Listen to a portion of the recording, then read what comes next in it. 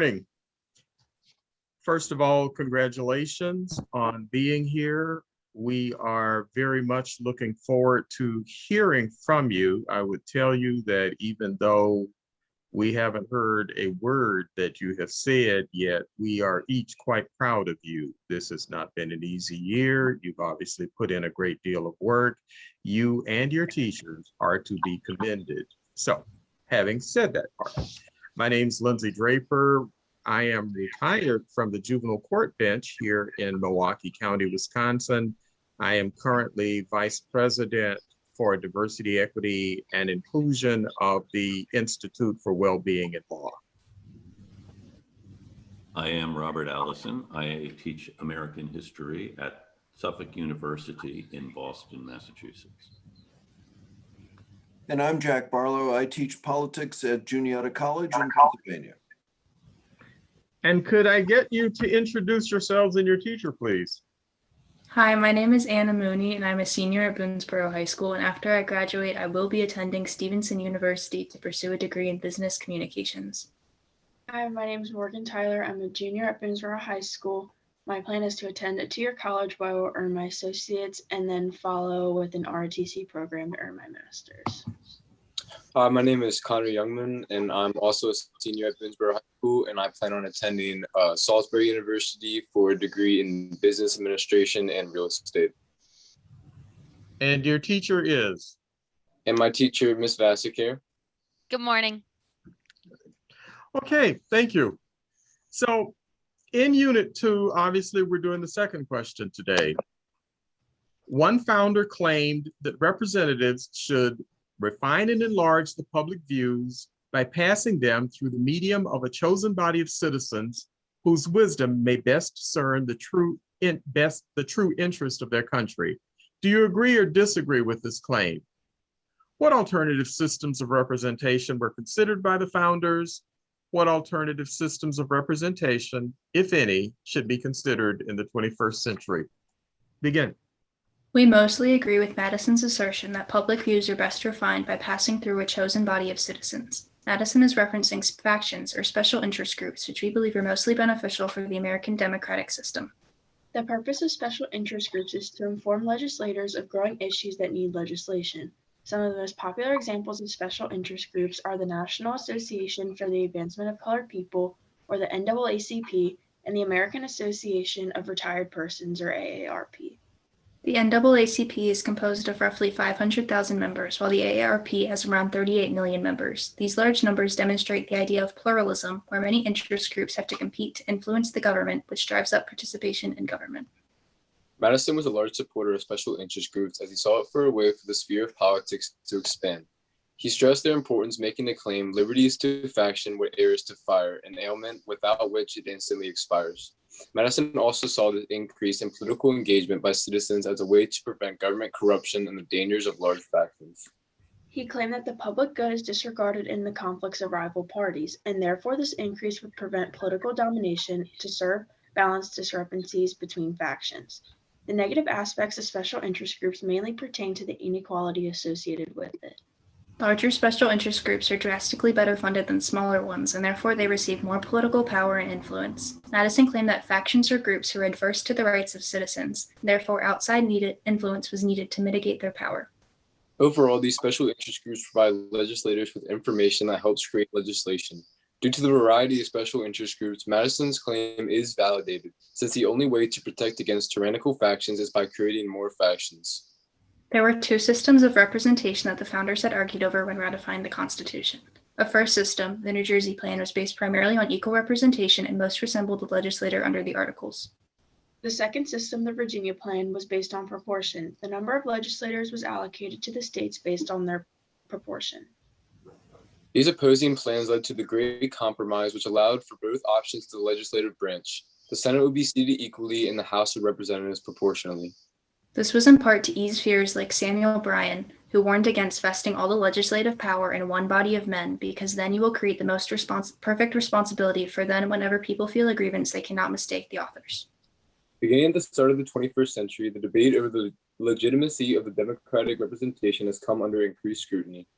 Since the creation of the Constitution, 5 times in American electoral history, the president who won the popular vote of citizens did not secure the majority of the Electoral College, and thus did not win. This most recently occurred in 2016. This has sparked controversy over whether the Electoral College should be abolished or replaced with a different system entirely. Beginning when the Founding Fathers first debated representation during the Constitutional Convention, there has been a consistent battle over whether the presidential election should be based strictly on popular vote. Only 2 states in the Union, Maine and Nebraska, support Electoral College apportionment. By doing so, the Electoral College vote more closely resembles the will of the people rather than a winner-take-all system. The founders recognized that the ability to outvote smaller states was nothing but an incitement to ignore them. By apportioning votes, the Democrat and Republican state, or vice versa, still has their voice heard. In a system ever powered by 2 political parties, 44% of voters identify as independent. Thus, neither of these parties has a clear connection to a majority will of the people. To energize frustrated voters while reducing polarization, elected officials should try moving voters away from traditional left-right issues and towards new, more moderate choices. Another system of representation that can be considered in the 21st century is a 4th branch of government, where an ombudsman or an electoral commission would protect the fairness of processes in which the other branches might have vested interests.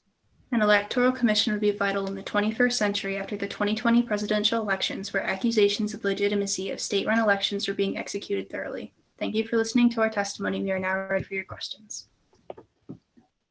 Okay, thank you. Let me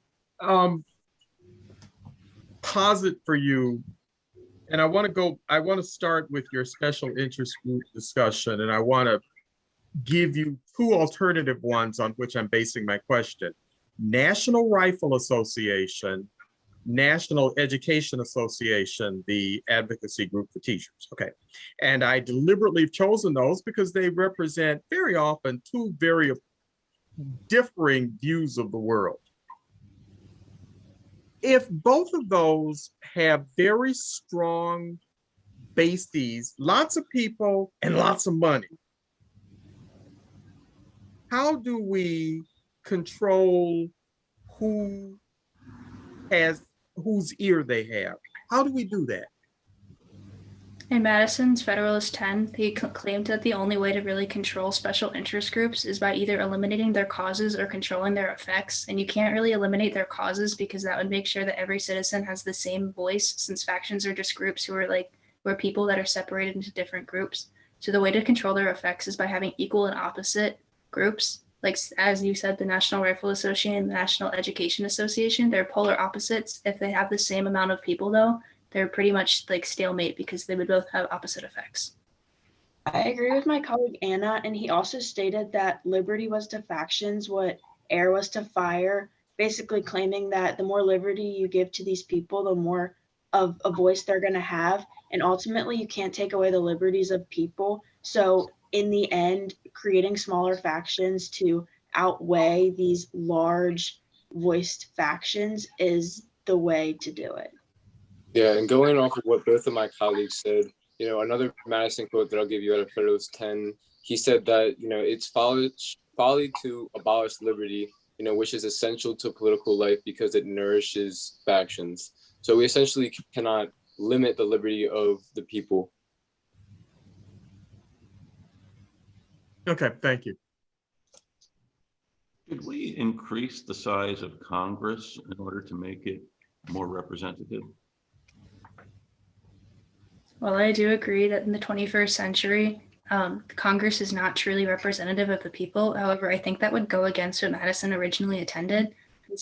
Before the 17th Amendment, senators were elected by the House of Representatives, their state legislators. They were appointed by their states. And so it wasn't ever truly meant to be a representative body. That was supposed to be the House of Representatives, was supposed to be representative of the people. So while today it would be easy to say that we should make it more representative, I think that would go against what the framers intended. I agree with my colleague Anna. I don't think we should increase Congress. I think we should make it more representative. For example, in the state of Virginia, the 2 senators are from the more northern parts of Virginia, the more populated parts. So in the southern parts, those people aren't being counted for and aren't being representative, which causes irritation within the Senate. Yeah, and I agree with my colleague Morgan, kind of saying, in a state such as Virginia, where Northern Virginia is much more populated, we, split almost like a state, like in two separate districts, making it to where we can have more representation within our congressional system. Well, maybe the solution would be to abolish the states in a way Hamilton proposed, and make the divide Virginia into a couple more states. Would that work to make it more representative? And when the framers wrote the Constitution, factions were mostly regional based, and so that was why states were formed, was because they had their own regional identity. And through the use and spread of technology, it's really eliminated the use of regional factions. So I think if we were to abolish states completely, it would be kind of counterintuitive, since technology almost has eliminated the regional factions. Thank you. Okay, so should factions be represented as such in Congress? In other words, should we directly represent factions, the NRA and the NEA and AARP and these other NAACP, these other organizations? Would that be a solution to factions? I mean, it'd be more systematic anyway. Although I don't agree. Represented in Congress, they still have a big pull, since most of the people who are in these special interest groups are really good lobbyists, and they were once former Congress people. So I think that they have that pull already, and if we made them any part of Congress itself, it wouldn't really change anything, since they already have such big influence in Congress. I agree with that. And I would say that it's better that, interest groups or factions stay independent, while a lot of, lobbyists are, former members of Congress, and they know, how to do their job. I think that it wouldn't really do, much. I agree with both of my colleagues. I feel like if we gave the factions more of a voice within the Congress and more power and control within the Congress, since they are specifically groups raising awareness for one specific issue, it would just make them more powerful, which is what James Madison feared when he wrote Federalist 10. So I just have a question based on your statement. If 44% of the population, of the voting population, calls itself an independent, isn't that a good thing? Because everybody in a party doesn't see everything the same way. That isn't it kind of nice that we've got some folks who say, no, I don't follow this line just because you think it doesn't mean I do. Isn't that a good thing? I would agree with what you said, and I would say that having more independence in our country is a good thing. I just think that it's kind of hard, just in the election process to vote on a candidate, just based on how much party polarization has grown, over the last several decades. But it is good that we have a high percentage of people who identify as independent, as they express a lot of the less far left and far right ideologies, and focus on all interests. While I agree with what you stated, I do think that if we go back to what Madison claimed, he advocated for political gridlock, because then if anyone wants to get legislation passed, they have to make sure it's really, really good. It needs to be done in an urgent manner. So having people as independent, it kind of takes away from the use of political gridlock, since no side really has a hold. And since 44% are independent, that means no side has a clear majority, and therefore it takes away from what Madison intended. Going back to what my colleague Connor said in the beginning, being an independent does make it harder in the election process, only in some states, based on if you're an open or closed primary state. Like in Maryland, if you're registered as an independent, you don't get either ballots. You have to either be registered Republican or Democrat in order to get the ballots and choose that specific candidate. So although being an independent is a good thing because you're not too far right, too far left, it ultimately in some states could lead to a bad cause.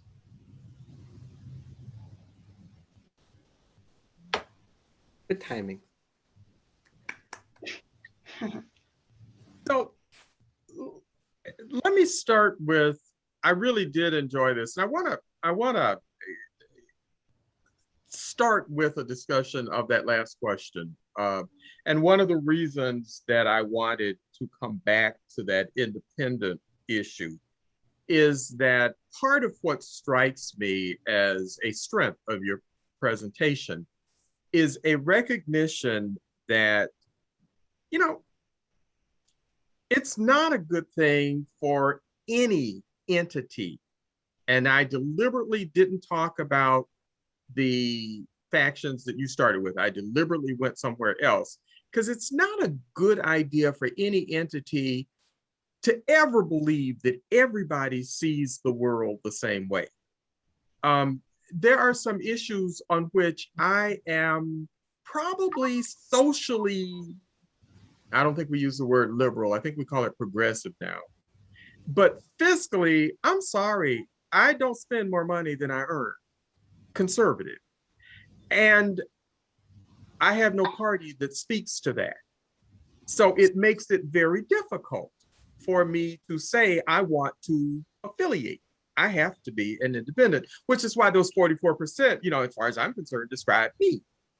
So I was really pleased that even though you didn't directly address that, that you did build your presentation around the concept that somehow we have to find a way to represent the people in our country. And you did it in terms of lots of factions. I think it's called people don't all see the world the same way.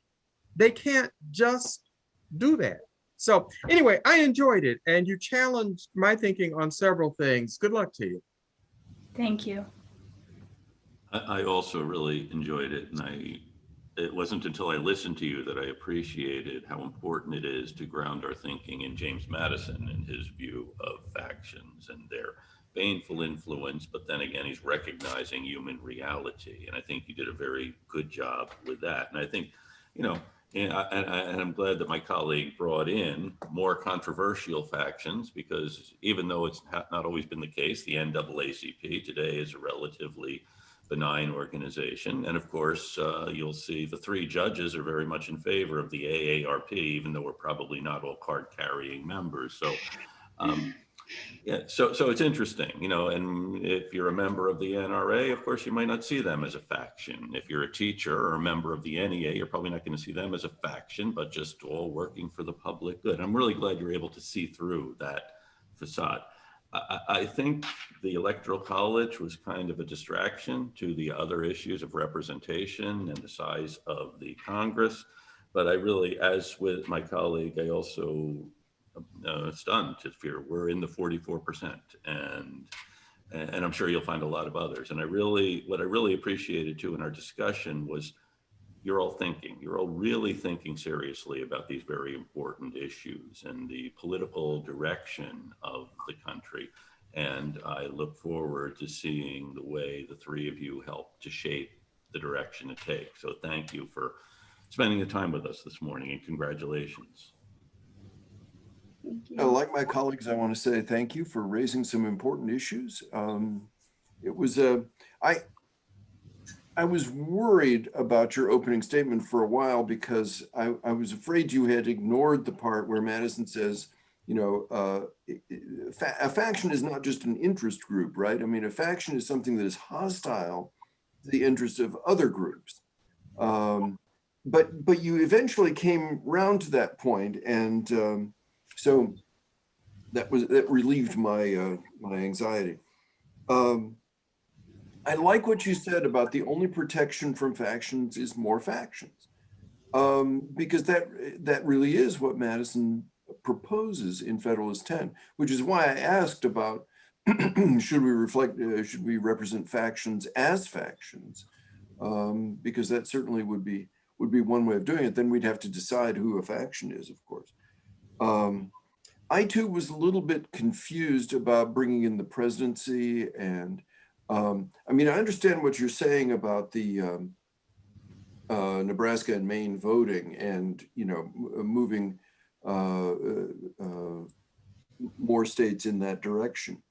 But I'm not sure that the presidency was ever considered a representative. It is today, but I don't know that the founders ever considered the presidency a representative office. So you might want to think about that and talk about that a little more. I didn't quite understand, and if we'd had more time, we could have talked about it, where you were going with the idea of a fourth branch or an electoral commission. And so I'm not sure how to react to that. But I thought that your discussion in the follow-ups was quite good. You clearly have Federalist 10, imprinted in your brains, and that was good. So I want to say thank you, and I hope you'll continue wherever you go. If you go into the military, continuing these discussions, because these are really important discussions to have. Thank you. I might have shown my hand as to who their teacher's favorite founding father is what you're saying. Possibly. Thank you.